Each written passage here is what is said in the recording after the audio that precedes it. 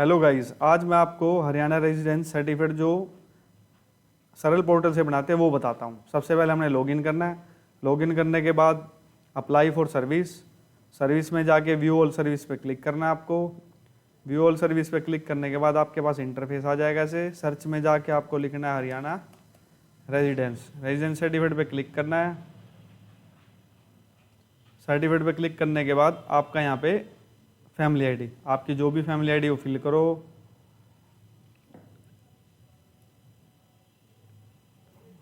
फैस detail पे click करो। उसके बाद जिस भी नाम से सर्च करना चाहते हो, जिसका बनाना चाहते हो उसको सिलेक्ट करो, ओके करो, सेंड OTP पे क्लिक करो आप।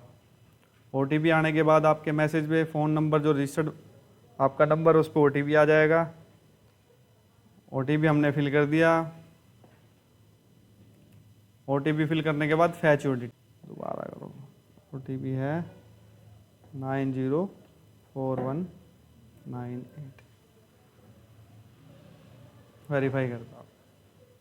आपकी डिटेल फैच हो जाएगी। उसके बाद आपको कंप्लीट आपकी पर्सनल डिटेल दिखा देगा। फैमिली आईडी, नाम, फादर नेम में चेक कर लीजिए। यहाँ अपना एड्रेस वूड्रेस, डेट ऑफ बर्थ मैच कर लीजिए। आपके रिकॉर्ड से मैच होनी चाहिए जो आपकी आईडी है। उसके बाद इसमें आपको फ़ोटो अपलोड करनी है। जहाँ पर आपकी फ़ोटो डाउनलोड की आपने वहाँ पे क्लिक कीजिए, उस फ़ोटो का आप अपलोड कर लीजिए, जो भी आपकी फ़ोटो है। तो आपकी डिटेल होने के बाद फ़ोटो अपलोड हो जाएगी। उसके बाद आपकी आइडेंटिफिकेशन, जैसे आपने जींद है, जींद के बाद आपका शहर, एरिया, अर्बन है, गांव से हो गांव, अर्बन शहरी तो शहरी कीजिए। शहरी के बाद आपको जींद दिखा देगा। आपका जो भी वार्ड नंबर है वो वार्ड नंबर फिल कीजिए। फिल करने के बाद जब से आप यहाँ रह रहे हैं, बाय बर्थ हैं तो बाय बर्थ कर दीजिए। जितने साल से आप यहाँ रह रहे हैं वहाँ पे आप अपनी डिटेल डाल दीजिए। जिस भी मंथ में रह रहे हैं आप क्लिक करके अपनी डिटेल वो डाल दीजिए। एंड अपनी जो लास्ट है यहाँ पे आज तक की कर दीजिए। उसके बाद आप अपनी नॉन गवर्नमेंट पे क्लिक कीजिए। उसके बाद वेरीफाई जिसने भी करा उसका नाम पे क्लिक कीजिए। यहाँ पे आप उसका नाम लिखिए जो भी आपका वो है, पटवारी है या सरपंच है। सरपंच हो, पटवारी हो, MC, उसका नाम आप यहाँ लिख सकते हैं।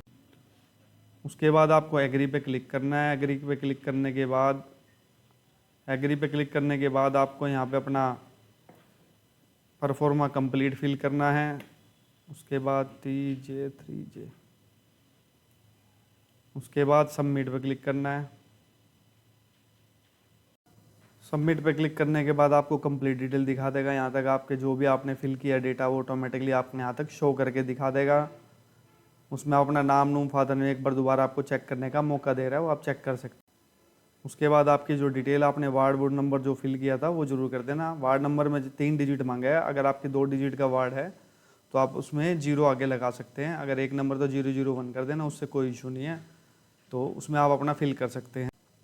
उसके बाद आपके पास 2 फॉर्म होते हैं, एनेक्सर भी होते हैं जो गवर्नमेंट के द्वारा हमारे सरल पोर्टल पे होते हैं। उस पर हमें क्या होता है कि हमें अपनी पर्सनल डिटेल डाल के उसके अंदर कंप्लीट फिल करनी होती है। उसमें हमें अगर शहर से हैं तो MC की रिपोर्ट होगी और हाउस टैक्स डिपार्टमेंट से साइन होंगे। उसके बाद आपको डॉक्यूमेंट मिलेगा, ठीक है। और गांव से तो गांव से सरपंच के साइन करवा के, पटवारी से रिपोर्ट करा के वो फॉर्म आपको इस पर अपलोड करना पड़ेगा। अटैच एनेक्सर पे हम क्लिक करेंगे। कंप्लीट डिटेल चेक करने के बाद हमें यहाँ पे अपना आधार कार्ड सेलेक्ट करना है। आधार कार्ड में चूज़ में जाना है। जहाँ पे आपने आधार कार्ड स्कैन करके उसकी PDF बना रखी है, 1 MB से कम होनी चाहिए। उसमें आप आधार ID सेलेक्ट कीजिए। आधार ID के बाद अटैच डॉक्यूमेंट का मतलब जो रिपोर्ट की 2 पेज थे हमें वो साइन करवा के वे स्कैन करने, हमें 1 MB तक। आप उसकी फ़ोटो खींच के PDF बना के डाल सकते हो आप।